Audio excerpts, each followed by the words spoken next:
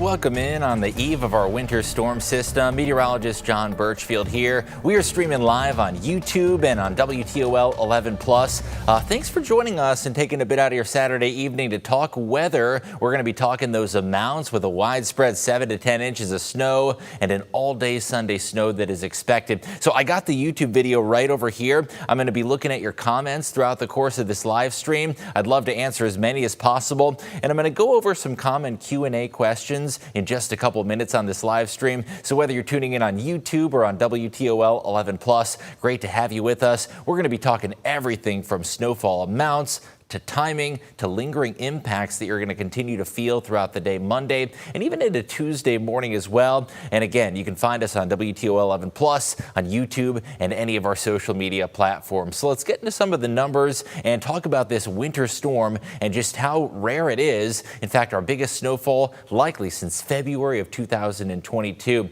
So we're live here at 7:15 p.m. on this Saturday evening. And of course, you can always watch it after the fact as well. And I'd love to see as many of those questions coming in as possible. Winter storm warnings have been issued, and that includes now all of our Ohio counties. So that stretches from the Indiana state line all the way over towards the lake shore, and Toledo is now under a winter storm warning. Now, if you live up towards Hillsdale and Lenawee counties, you're in that purple shaded area. Those are winter weather advisories. So you may be wondering, well, why don't we have a winter storm warning? Well, generally it's about 6 inches plus of snowfall that meets that winter storm warning criteria. So the amounts in southern Michigan aren't going to be quite as impressive, but there's still going to be some slippery and treacherous travel throughout the course of the second half of the weekend. Boy, it's amazing how widespread these impacts are going to be felt. This is a vast coast-to-coast system. From Maine all the way down towards New Mexico, there are winter storm warnings that are in effect right now. And the sweet spot of this storm is going to go right through the Ohio River Valley, producing a swath of very, very heavy snow. And that sweet spot does include some of our counties just to the south and southeast of Toledo. So here's the storm that I'm watching right now. If you have radar on our free WTOL 11 weather app, you may be watching this at home as well. And if you don't have the weather app, well, scan that QR code at the side of your screen. You can get it in the Android store or the Apple store as well on your tablet or your phone. So this low pressure system is pulling in a lot of Gulf moisture from the Pacific even, and it is going to collide with an Arctic air mass. And that combination is going to produce a stripe of very heavy snow and wintry mix further to the south. In fact, you can see parts of Tennessee are getting a little bit of an icy mess this evening.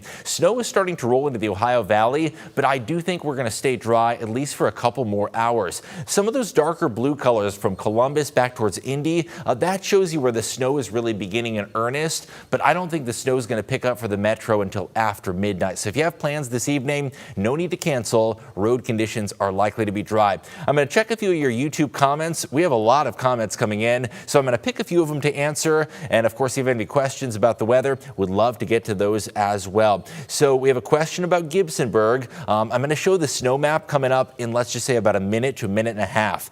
Hello from Sandusky County, Ryan. Good to have you with us on this Saturday evening. Good to have a viewer from Waterville as well. Duroc06, thanks for tuning in from Waterville on this evening. I think Timmy Joseph's excited for snow. There's a couple exclamation marks in there, so I'm glad you're excited for the snow, Timmy. You're welcome, Ashley. Very happy to keep you updated. Appreciate that nice word. Let's see a few more of your comments. Glad your sons are watching. Keldon and Grayson, give you a little shout out there. Hello from Sylvania. Good to have you with us. I'm also a lifelong Sylvania resident, so thanks for tuning in. And how much snow we should expect. Kayla, I'm going to get to that in just a little bit. So lots of questions coming in about snowfall amounts. I say we cut to the chase and get to the timing and that snow map as well. So a couple more hours of likely dry conditions. We're going to start to see snow moving in shortly after midnight, especially south of Toledo. So if you are out late tonight, folks from BG down towards Findlay, right along I-75, could start to see some light to moderate snow. It's really going to start to pick up after midnight, and Sunday morning when you wake up tomorrow, it is going to be snowing heavily. We've already gotten a ton of cancellations in as far as churches and worship services go. Sunday morning, I would recommend just staying off the roads if possible. Roads are going to start to deteriorate quickly, and it's going to be essentially an all-day snowmaker. Even through the afternoon, heavy snow is going to be expected. We got the clock there at 3 o'clock p.m.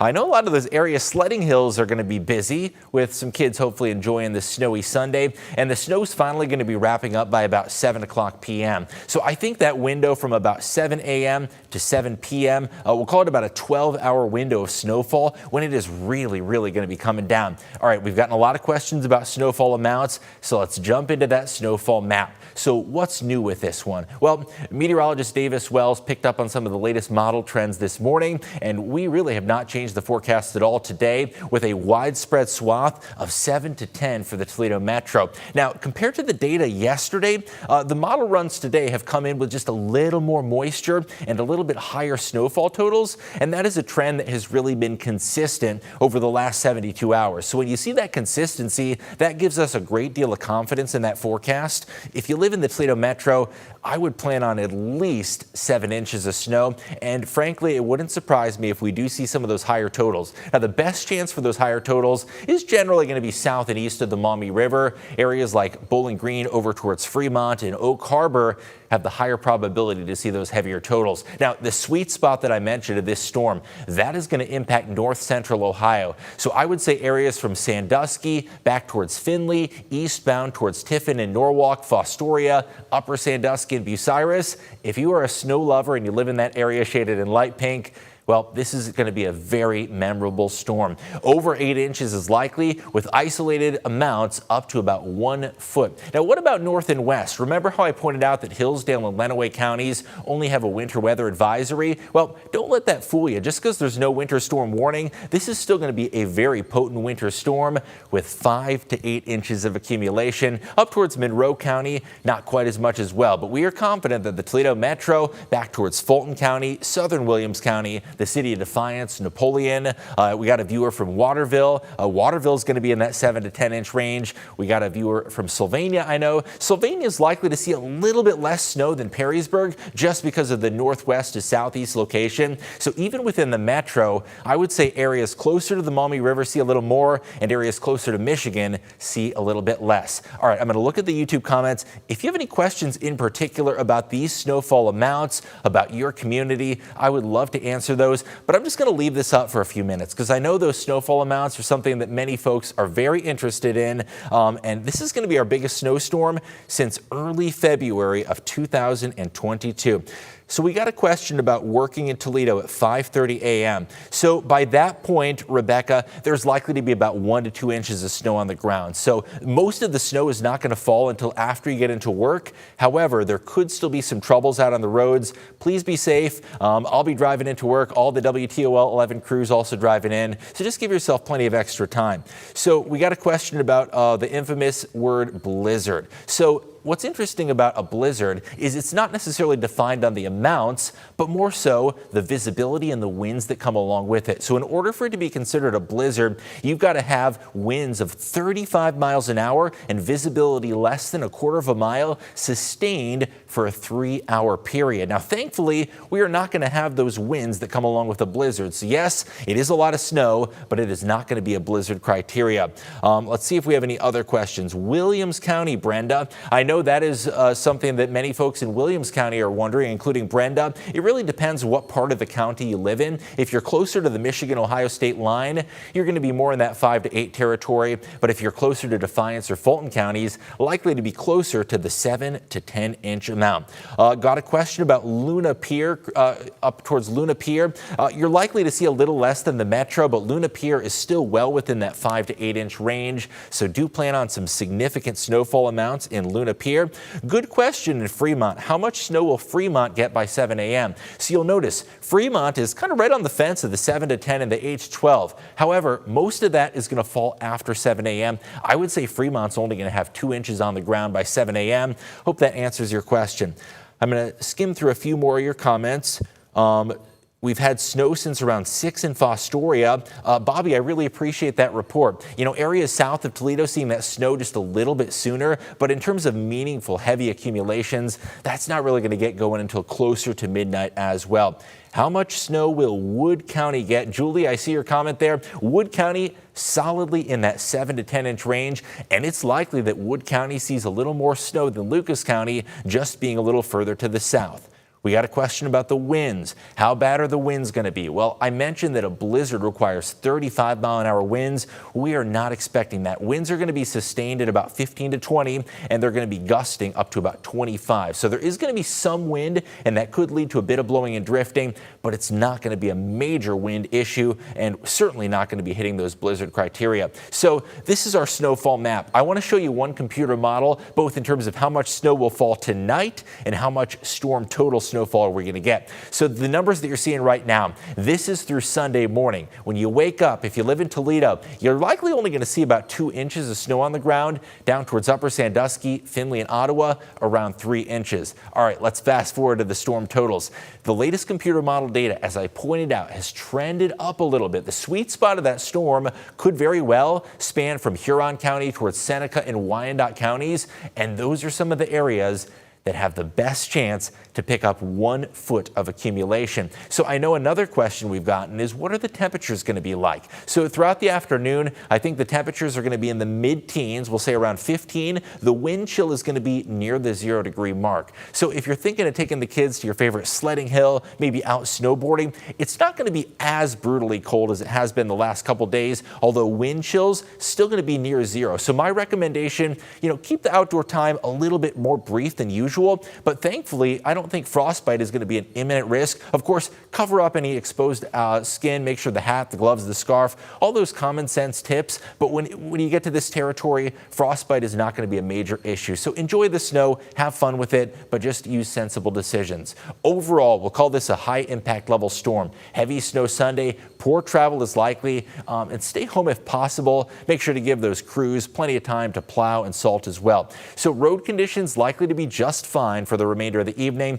Some folks to the south of Toledo have reported a little bit of snow, but the heavy snow really begins in earnest on Sunday, and snowy roads likely on Monday. Another question we've gotten, will the kids have school on Monday? And of course, even though we don't make those calls, I can tell you there's going to be plenty of lingering travel impacts. So I mentioned some of the Q&A questions. I do want to go over a few of those as well. Will it be safe for the kids to play outside in the snow and sled? Yes, but you want to take frequent indoor breaks. Wind chills are going to be around 0, and temperatures are going to be near 15 degrees. So not quite as brutally cold, but still enough that it is going to cause some cold issues. Will we see power outages? That's another question we've gotten. It's not going to be likely. Typically, power outages occur when you have that really heavy, wet, dense snow. This is going to be some light, fluffy, powdery stuff, and additionally, we're not expecting any icing. Ice is also a big culprit for power outages. Now, wind gusts up to 25 miles an hour are possible. However, the winds themselves not going to be strong enough to cause any issues for power outages.